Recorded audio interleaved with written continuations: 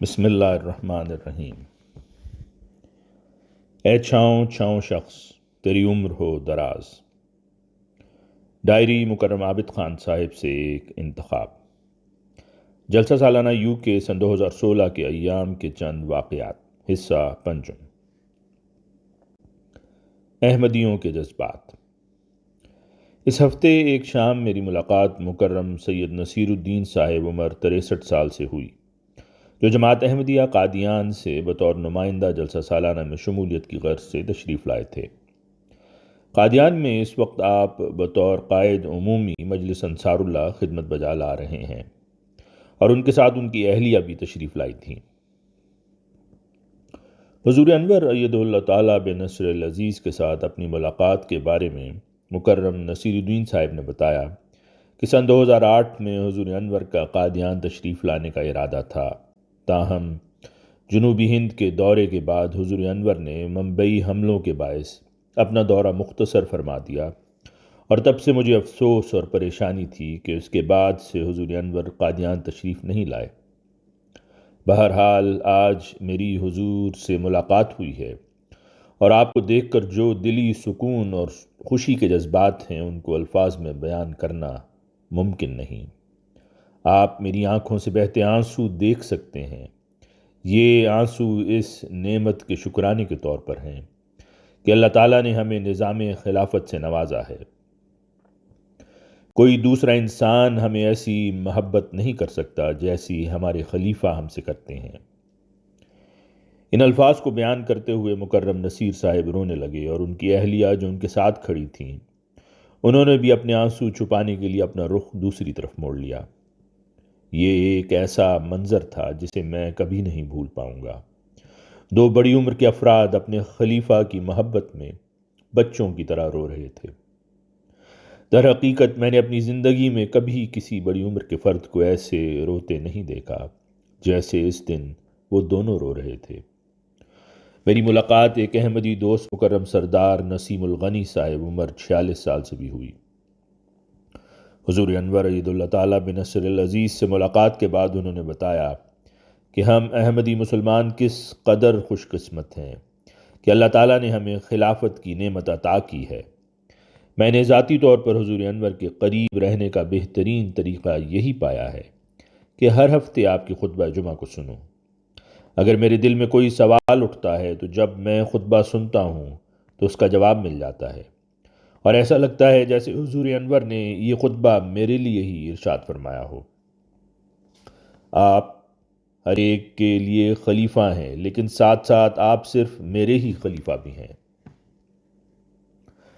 ہزاروں خطوط۔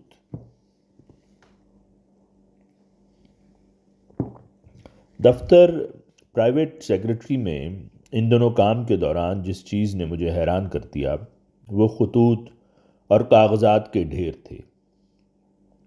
ہر روز میں بلا مبالغہ ہزاروں ذاتی خطوط یا دفتری رپورٹس کا مشاہدہ کرتا، جو دفتر کے کارکنان کی میزوں پر موجود رہتے۔ بلا تفریق ہر کاغذ پر حضور انور کے دستخط موجود ہوتے، جس سے ظاہر ہوتا کہ آپ نے ہر خط یا رپورٹ کو ملاحظہ فرما لیا ہے۔ مزید یہ کہ بہت سے خطوط یا رپورٹس ایسے ہوتے ہیں جن پر حضور انور ایدہ اللہ تعالیٰ بنصر العزیز اپنے دست مبارک سے نوٹس تحریر فرماتے ہیں، جن پر ہدایات، دعائیں اور رہنمائی شامل ہوتی ہیں۔ کاموں کی اس وسعت کو دیکھنا ناقابل یقین تھا۔ میں سمجھ نہیں پا رہا تھا کہ حضور انور اس قدر ڈاک کس طرح ملاحظہ فرما لیتے ہیں اور جوابات بھی عنایت فرماتے ہیں، جبکہ دیگر روزمرہ مصروفیات اور ذمہ داریاں بھی ساتھ ساتھ جاری رہتی ہیں۔ احمدیوں کے جذبات۔ اس ہفتے کے دوران ایک شام میری ملاقات مکرم کریم الدین شمس صاحب بعمر 44 سال سے ہوئی، جو پاکستانی مبلغ ہیں جن کی تقرری اس وقت تنزانیہ میں ہے، اور ابھی کچھ دیر قبل ہی ان کی حضور انور ایدہ اللہ تعالیٰ بنصر العزیز سے ملاقات ہوئی تھی۔ میری دلچسپی یہ سننے میں تھی کہ افریقہ کی زندگی میں کیا مشکلات درپیش ہیں جن کا سامنا انہیں اور ان کی فیملی کو ہوا ہے۔ اس کے جواب میں مکرم کریم الدین صاحب نے بتایا کہ میں سن 2003 سے جماعت احمدیہ تنزانیہ میں خدمت بجا لا رہا ہوں، اور یہ میرے لیے بالکل بھی مشکل نہ تھا، کیونکہ جب آپ وقف کر کے اپنی زندگی جماعت کے سپرد کر دیتے ہیں تو آپ کو پتہ ہوتا ہے کہ خلیفہ وقت کے ارشاد پر آپ کو دنیا میں کہیں بھی بھجوایا جا سکتا ہے۔ آپ یہ بھی جانتے ہیں کہ ان دعاؤں سے اور وقف کی برکت سے اللہ تعالی ہمیشہ آپ کے ساتھ رہے گا۔ جب حضور انور اید اللہ تعالیٰ بنصر العزیز ہمیں دور دراز جگہوں پر بھجواتے ہیں تو ہمیں خالی ہاتھ نہیں بھجواتے، بلکہ اپنی دعاؤں کے ساتھ رخصت فرماتے ہیں، جو ہمارا سرمایہ حیات ہیں۔ میری ملاقات تنزانیہ میں مقیم ایک اور مبلغ مکرم بشارت بٹ صاحب عمر 35 سال سے ہوئی، جنہوں نے بتایا کہ مجھے 8 سال قبل تنزانیہ بھجوایا گیا تھا، اور اچھے طریق پر وہاں رہنے کا گر یہ ہے کہ آپ یہ نہ سوچیں کہ آپ اپنے بچپن کے گھر سے ہزاروں میل دور ہیں۔ اگر آپ اپنی پرانی زندگی اور پرانے دوستوں کے بارے میں سوچتے رہیں گے تو پھر تنزانیہ میں بھجوایا جانا بلا شبہ ایک مشکل مرحلہ ہوگا۔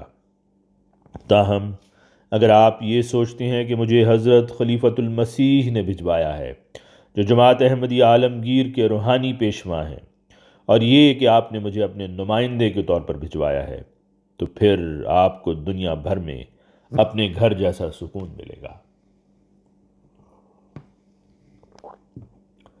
افریقہ میں مقیم احمدیوں کی خلافت سے محبت کے بارے میں مکرم بشارت صاحب نے اپنی چشمدید گواہی دیتے ہوئے بتایا کہ میں افریقن لوگوں میں کئی سال رہا ہوں، اور اب میں نے اپنی آنکھوں سے دیکھ لیا ہے کہ افریقن لوگ خلافت سے بے انتہا محبت کرتے ہیں۔ مکرم بشارت صاحب نے مزید بتایا کہ مثال کے طور پر ہمارے امیر صاحب نے ایک میٹنگ میں اس بات کا اظہار کیا کہ اگرچہ ان کی خواہش تھی کہ وہ حضور انور اید اللہ تعالیٰ بنصر العزیز کو تنزانیہ تشریف لانے کی دعوت دیں، لیکن ان کا خیال تھا کہ ہماری جماعت ابھی پوری طرح حضور انور کی میزبانی کے لیے تیار نہیں ہے۔ یہ سننے پر ایک 80 سالہ افریقن بزرگ کھڑے ہوئے اور نہایت جذباتی انداز میں کہنے لگے کہ ہمارے خلیفہ کو دعوت نہ دے کر آپ نے ہمارے ساتھ سخت ظلم کیا ہے، کیونکہ آپ کا خیال ہے کہ ہم اس کے لیے تیار نہیں ہیں۔ کیا آپ جانتے ہیں کہ ہمیں سب سے بڑی ترقی اور کامیابی اس وقت حاصل ہوگی جب ہمارے خلیفہ ہمارے پاس ہوں گے، نہ کہ اس وقت جب وہ ہزاروں میل دور ہوں اور آپ ہمارے تیار ہونے کا انتظار کرتے رہیں گے۔ حضور انور اید اللہ تعالیٰ بنصر العزیز کے ساتھ چند لمحات۔ ایک ملاقات کے اختتام پر جب مہمان حضور انور کے دفتر سے باہر نکلنے لگے تو حضور انور نے خاکسار کو اشارہ کیا کہ میں دفتر میں ہی رہوں۔ اس پر خاکسار نے حضور انور کی خدمت میں اپنی روزمرہ رپورٹ پیش کی۔ خاکسار نے حضور انور سے جلسہ سے چند روز قبل کے معائنہ کے حوالے سے استفسار کیا، جیسا کہ مجھے بتایا گیا تھا کہ حضور انور نے اس دن مچھلی تناول نہ فرمائی تھی، جبکہ بالعموم آپ سمندری غذا پسند فرماتے ہیں۔ اس لیے میں متجسس تھا اور اس کی وجہ پوچھنا چاہتا تھا۔ میرے سوال کے جواب میں حضور انور اید اللہ تعالیٰ بنصر العزیز نے فرمایا کہ معائنہ کے دوران انہوں نے ہمارے میز پر مچھلی پیش کی تھی، مگر میں نے نہیں کھائی۔ میں نے انہیں بتایا کہ رات کا کھانا لنگر خانے کا ہے اور میں وہی لنگر خانے کا کھانا کھاؤں گا جو سب کھا رہے ہیں۔ معائنہ ایسے کھانوں کا وقت نہیں ہوتا۔ حضور انور کے الفاظ عاجزی، سادگی اور حکمت سے پر تھے۔ ان الفاظ سے حضور انور کی احمدی رضاکاروں اور خدمتکاروں کے لیے محبت جھلکتی تھی کہ آپ نے کوئی پرتکلف کھانا تناول فرمانا پسند نہ کیا۔ مزید برآں میں نے یہ بھی سوچا کہ حضور انور نے ایسا کیوں فرمایا کہ یہ ایسے کھانوں کا وقت نہیں ہوتا۔ مجھے لگا کہ حضور انور کا ایسا فرمانے سے مطلب یہ تھا کہ جلسہ سے پہلے کا وقت خاص طور پر سادگی اپنانے کا ہوتا ہے۔ خاکسار نے حضور انور کو ایک ایسی فیملی کے بارے میں بھی بتایا جن سے خاکسار کچھ دیر قبل مسجد فضل کے باہر ملا تھا۔ میں اپنی گاڑی سے کچھ لینے کے لیے باہر گیا تھا کہ اچانک سے ایک دوسری کار آئی اور میرے بالکل پیچھے پارک ہو گئی۔ 3 افراد باہر نکلے اور میرے پاس آئے، جن میں ایک احمدی خاتون، ان کا بیٹا اور ان کی بیٹی شامل تھے۔ دونوں بچوں کی عمر 20 سال سے کچھ زائد معلوم ہوتی تھی۔ اولاً تو مجھے کچھ حیرت ہوئی کیونکہ میں انہیں پہچانتا نہ تھا، لیکن پھر انہوں نے مجھے اپنا تعارف کروایا اور بتایا کہ انہوں نے وہ ڈائریز پڑھی ہیں جو حضور انور کے دورہ جات کی بابت میں نے لکھی ہیں۔ پھر ان کی بیٹی کہنے لگیں، عابد صاحب، میری ایک درخواست ہے کہ آپ جلسہ سالانہ یو کے میں حضور انور کے معمولات زندگی کے بارے میں ڈائری لکھیں۔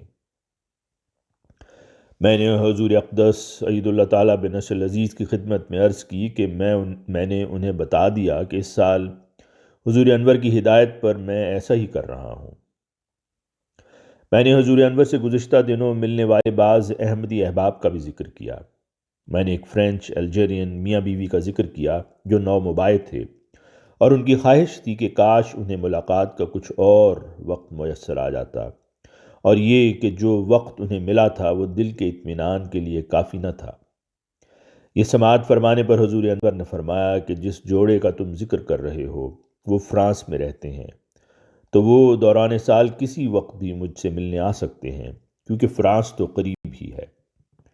ان دنوں یہ ضروری ہے کہ میں ان لوگوں کو وقت دوں جو دور دراز ممالک سے آئے ہیں اور انہیں بالعموم لندن آنے کا موقع نہیں ملتا۔ مضمون جاری ہے۔ مترجم ابو سلطان معاونت مظفرہ ثروت۔ آواز مرزا عمران احسن۔